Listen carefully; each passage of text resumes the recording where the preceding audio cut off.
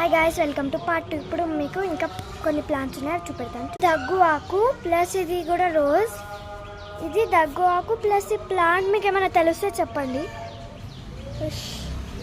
చూడండి, ఇది రోజ్, ఇది ప్రొమోగ్రానైట్, ఇది ఏమవుతుంది, ఇది అల్లం ముక్కలు, ఇది తులసి చెట్టు ప్లస్ ఇక్కడ చూడండి ఇది కూడా, ఇది హైబిస్కస్, ఇది ఆనడాకు, ఇది తులసి చెట్టు. కొన్ని ప్లాంట్స్ ఉన్నాయి చూడండి. అలోవెరా ఇది మొత్తం ప్లాంట్ కలిపేసి